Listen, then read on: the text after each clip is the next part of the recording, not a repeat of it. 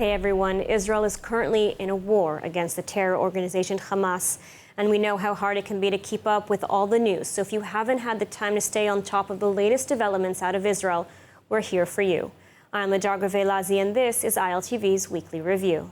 Strategic Affairs Minister Ron Dermer is in Washington for critical talks with U.S. leaders aimed at advancing potential ceasefires in Lebanon and Gaza. Also on the agenda, the attack still expected from Iran. Minister Dermer met with U.S. Secretary of State Blinken. The meeting came amid dimming hopes for a truce in the Gaza war and sharp differences over humanitarian aid to Gazan civilians. The meeting also followed the Qatari announcement that it was suspending its role as mediator between Israel and Hamas for a hostage-for-ceasefire agreement. There were also optimistic talks about chances for a ceasefire between Israel and Hezbollah in Lebanon. Back in Jerusalem, the new Israeli Foreign Minister Gideon Sa'ar said he sees progress toward a ceasefire in Lebanon. The main challenge eventually will be to enforce what will be agreed. One, on the issue of getting them not near the border, northern to the Litani River, and secondly, not let them build again their forces they use in order to attack us. And that will be the challenge. But there is work on the issue, there is certain progress. The foreign minister also spoke of a potential Russian role in Lebanon. Foreign Minister Sa'ar said that Hezbollah is largely defeated militarily and the time was right for an agreement. For its part, Hezbollah said that no ceasefire proposal has even been received. وصول الرئيس الأمريكي ترامب إلى سدة الرئاسة وفي فترة شهرين قبل تسلمه الرئاسة بشكل قانوني ورسمي، ففي حراك كبير ما بين واشنطن وموسكو وطهران وعدد من العواصم، كلام كثير في الإعلام، مجموعة كثيرة من الأفكار والمبادرات السياسية. نسمع الكثير من الكلام، ولكن حتى الآن بحسب معلوماتي لم يصل إلى لبنان ولا إلينا أي شيء رسمي بهذا الخصوص. Meanwhile, the Air Force continues to target Hezbollah sites in Lebanon. Fighters and artillery batteries attacked a missile launcher in the north of the country. The Air Force and ground forces are continuing to degrade Hezbollah capabilities, while the IDF chief says the army is prepared to move forward if ordered and awaits a decision from the political echelon. Israeli officials are saying that the incoming Trump White House could bring more pressure to bear on Qatar to broker a hostage-for-ceasefire deal with Hamas in Gaza. Israel is more confident of reaching a hostage-for-ceasefire deal once Trump is in the White House. That's the word from a top unnamed Israeli official who told Israeli reporters that Israel hopes that Trump will put more pressure on Qatar and won't make it hard for Israel to apply maximum military pressure on remaining Hamas elements in Gaza. Doha left the door open to mediation if the sides showed more seriousness about reaching a deal. The unnamed Israeli official said that Trump will not block weapons shipments or press Israel over humanitarian issues. The official said that Prime Minister Netanyahu does not believe that military pressure on Hamas has been completed and that Israel has more options to return the 101 hostages, living and dead, still held in Gaza. Meanwhile, trucks of aid have been flowing into Gaza ahead of tomorrow's deadline set by the U.S. almost a month ago, conditioning arms delivery to the flow of aid to the Gazan civilians.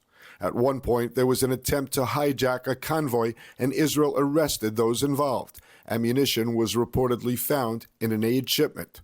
It's day 403 of the war in Gaza. The IDF has been operating in Rafah in the south. Nahal soldiers located an ammunition depot, drones, a Hamas observation post, and mortars near a hospital and a mosque. The operation is ongoing. The IDF today announced the deaths of 4 soldiers killed in fighting in northern Gaza. They are Staff Sergeant Or Katz from Alei Adumim, Staff Sergeant Naveh Asulin, 21, from Karmit, Staff Sergeant Gary Zolat, 21, from Afula, and Staff Sergeant Ophir Eliyahu, 20, from Cholon.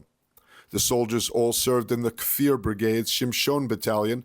Their deaths bring Israel's toll in the ground offensive against Hamas in the Gaza Strip and during operations along the border to 375. And joining us now to discuss the latest developments in Israel's multi-front war is Joe Truzman, a senior research analyst at the Foundation for Defense of Democracies and editor of the Long War Journal. Thank you for joining us today. Thank you. So I'd like to start in Lebanon with the latest overnight strikes against Hezbollah's weapons depots in the Dahye, located under civilian buildings. You know, Israel is really continuing to target, to dismantle Hezbollah little by little. And so I want to ask, are there still any major targets that Israel needs to address? Because, you know, we are still seeing daily rocket attacks here in Israel. Is it realistic to think that the IDF can completely decimate this terror group? I think if the IDF wants to decimate or eliminate all of Hezbollah's rockets, precision-guided missiles, and other weapons, it would take much longer time to do that. And I think right now the Israeli government's goal essentially is a limited conflict. Okay. Specifically to remove Hezbollah from southern Lebanon up to the Litani River, so the Israeli civilians that have been displaced during the war can return home. So I think this is it would be a different goal to remove all of Hezbollah's weapons. So this is why what we've been seeing now over the last few months, or actually over more than a year now, is a steady stream of Hezbollah fire on Israeli territory. And Israel seems optimistic and open to reaching a ceasefire agreement with Hezbollah. Hezbollah, in turn, has said that it would reject any ceasefire proposal and that it will fight until their last soldier. But do you see an end in sight? And what are the points that Israel must insist upon in any ceasefire agreement? One can always be hopeful for a ceasefire agreement, but we need to understand reality here. Ceasefire agreements are very tricky, right? Especially if there are multiple actors involved. At least according to reports, we're hearing that Tehran, Moscow, of course, Washington, D.C., Jerusalem, and Hezbollah are involved here. So they need to, basically, negotiators need to get everybody to agree on a ceasefire here. So it's difficult, but Israel's goals, like I stated earlier, I think one of the biggest goals is to return the displaced civilians back to northern Israel. And it can't do that without Hezbollah leaving the southern Lebanon. So I think that's an important goal here more than anything. So am I optimistic it's going to happen? I think eventually it will. But I think one of the most difficult parts here is for Hezbollah to get Hezbollah or compel Hezbollah to agree to disconnect itself, right, from Hamas in Gaza. Because that's what they say. That's why they started this conflict with Israel, not to save or to help Palestinian civilians, but to save Hamas, okay? So that's the big thing. And to compel Hezbollah to do that, to disconnect itself from Hamas, it's not going to be easy, but we'll see what happens. Mm-hmm. And speaking of Gaza, you know, the Biden-Harris administration threatened to withhold military supplies from Israel over humanitarian aid to Gaza. Now it's announced just yesterday that Israel has indeed complied and is providing sufficient aid, and so it will not be withholding weapons for now. I mean, what do you make of these continuous threats, and how are they impacting Israel's ability to wage this war against Hamas? Right. I think it's very confusing. Well, on one hand, you have an ally that says that they're supporting Israel by sending weapons. But on the other hand, they're saying that, hey, we're going to withhold these weapons from you as well if you don't do A, B, and C. So it's been a very confusing relationship, especially during this war. And I'll tell you, Israel's enemies, Hezbollah, Hamas, Iran and other bad actors in the region, they notice this stuff, okay? They notice what's happening, especially within the relationship between Israel and the United States. For example, the threats to withhold weapons. So this is not a good thing. This has been a very tricky situation for both Israel and the United States during this war. So I think when there's a new administration that will be coming in January, the Trump administration, I think Israel is hopeful that these threats will stop, so Israel can complete its goals of not only dismantling Hamas in the Gaza Strip, but of course reaching a ceasefire with Hezbollah in Lebanon. Mm-hmm. And I want to also address the head of the snake, Iran. The latest report is that Iran is going to be putting off its strike against Israel. It's a retaliatory strike. Now with Trump coming back into power, could we potentially see a preemptive Israeli strike, taking out the oil fields, taking out the nuclear sites? And what are your thoughts on this?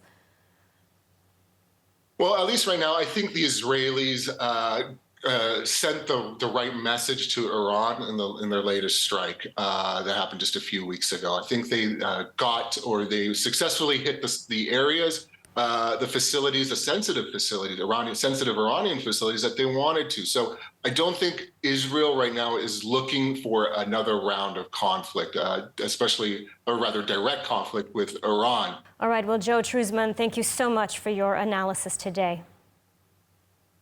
Thank you. And Prime Minister Benjamin Netanyahu and U.S. President-elect Donald Trump are not wasting any time, as Netanyahu said the two have spoken over the phone 3 times in the past few days. The two discussed the shared Iranian threat as the regime has vowed to strike Israel and as new details emerge on its role in the attempted assassination attempt of Trump. The details in the following report. Prime Minister Benjamin Netanyahu said Sunday evening that he and President-elect Donald Trump see eye to eye on the Iranian threat. בימים האחרונים אני שוחחתי 3 פעמים עם הנשיא הנבחר דונלד טראמפ. אלה היו שיחות טובות וחשובות מאוד. שיחות שנועדו להדק עוד יותר את הברית האיתנה בין ישראל לארצות הברית. אנחנו רואים עין בעין את האיום האיראני על כל מרכיביו ואת הסכנה שנשקפת ממנו.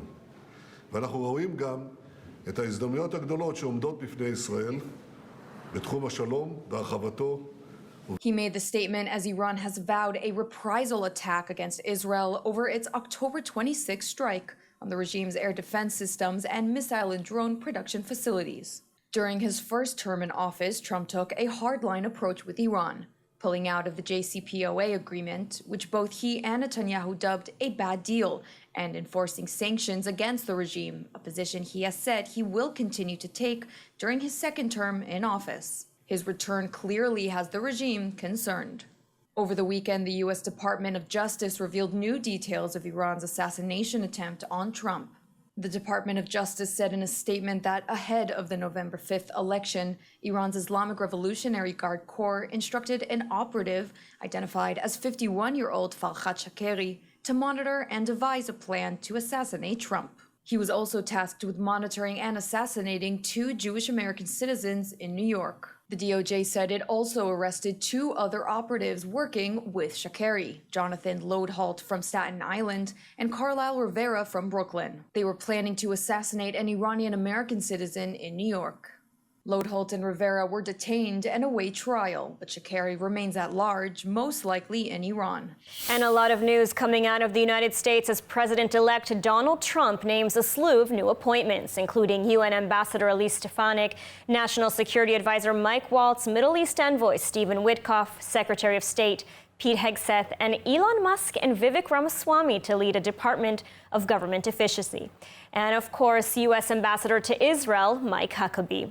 Joining me now in the studio to discuss what these picks could mean for Trump's Middle East foreign policy approach is Rabbi Tuli Weitz, Director of Israel 365. Tuli, always great having you in the studio. Thanks for having me.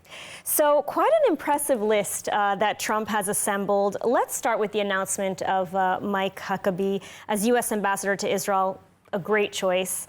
What can you tell us about this pick, and what could this indicate with regards to Trump's policies on Israel and especially on Judea and Samaria as well? Yeah, it's only been a week, and every day we wake up to better and better news. He's putting together a dream team, and the policy is going to change from night to day, from bad to good. We're going to see great things, especially when it comes to handling the war. I mean, Israel's been focused on winning the war, total victory, and America and the Biden administration has been focused on humanitarian aid to Gaza. And as a result, Israel's fighting with his hands tied behind its back, and they are slow walking the weapons, they're holding back weapons, leading to the death of IDF soldiers. They are preventing Israel from taking any kind of preemptive attacks on our other enemies, and they are focused so much on the wrong things. President Trump, on the other hand, has said that we are going to support Israel finishing the war as fast as possible. He wants this war to end. So I think we're going to see,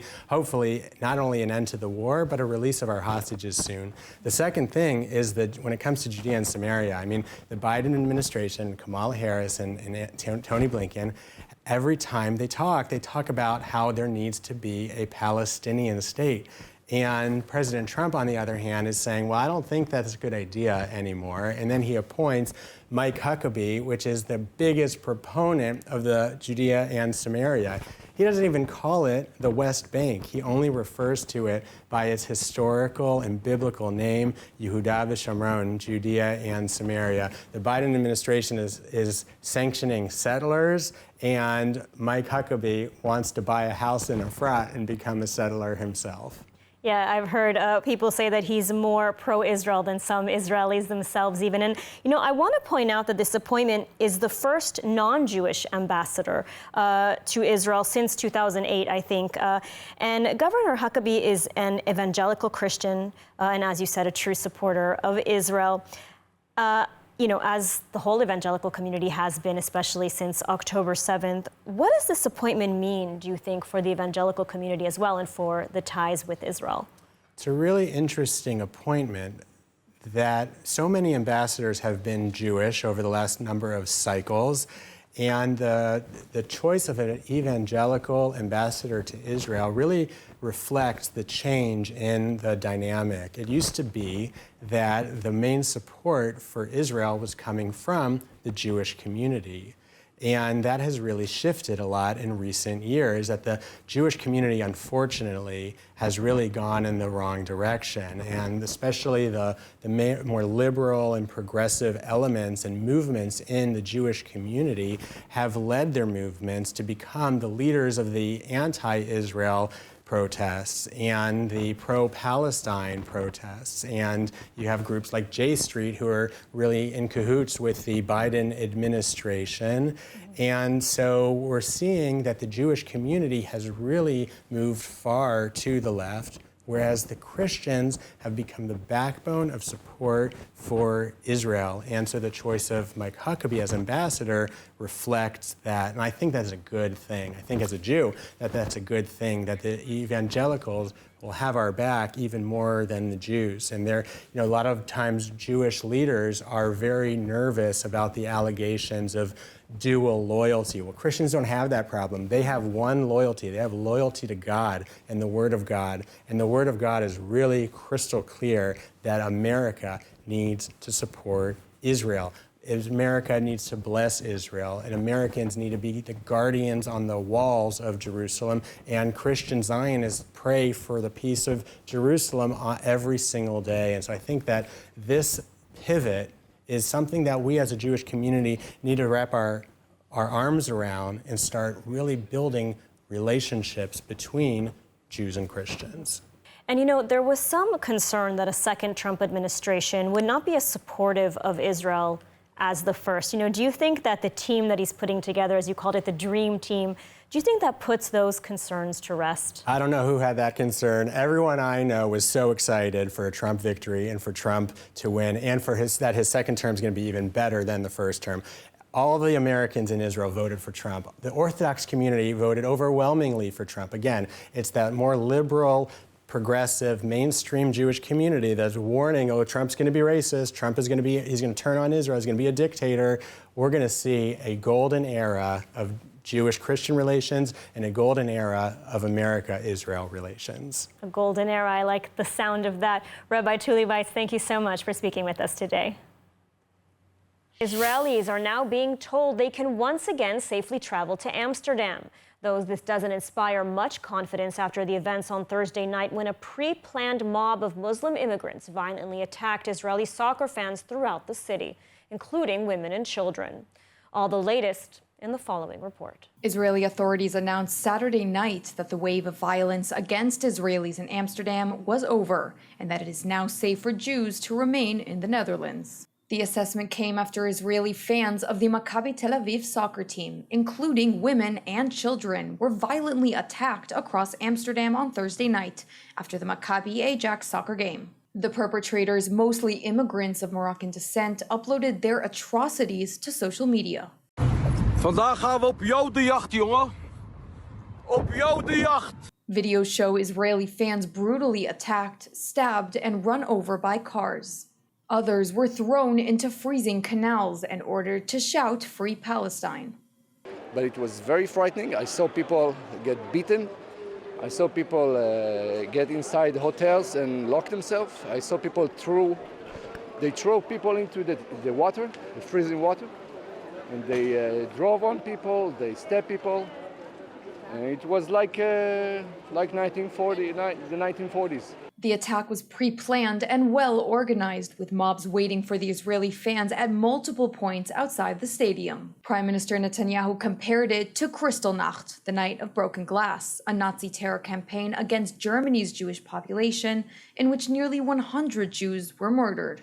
Following the attacks, Israel's newly appointed Foreign Minister Gideon Saar flew to the Netherlands to discuss the attacks and safety of the Israelis still in the country. Israel dispatched multiple flights to bring home some 2,000 soccer fans. The fans arrived on 6 flights on Friday and another 2 on Saturday after precautions were taken by Dutch and Israeli authorities to get the soccer fans safely home. Meanwhile, the Dutch government is still investigating how Israel's warnings were ignored ahead of the pre-planned attacks. Police on Saturday said that of the 62 people who were originally detained, the majority had been released and only 4 remained in custody. Yet Dutch Party for Freedom leader Geert Wilders posted on X that Amsterdam police confirmed that no one was arrested during the Islamic Jew hunt in Amsterdam Thursday night. He said all arrests were made before and during the soccer match, but not during the pogrom. His comments reinforced the claim that Amsterdam police stood idly by as the violent events unfolded. Dutch authorities insist that more arrests will be made in the coming days and that they are doing everything to ensure a safe environment for Israelis and Jews. Let's say that I'm ashamed that this happened in the Netherlands, and it's a terrible anti-Semitic attack, and we will not tolerate, and we will prosecute the perpetrators, and I'm deeply ashamed that it could happen in the Netherlands in 2024. For more of the latest updates from Israel, make sure to subscribe to our newsletter at ILTV.tv or download the ILTV Plus app. That's it for ILTV's weekly review. Stay safe and see you next week.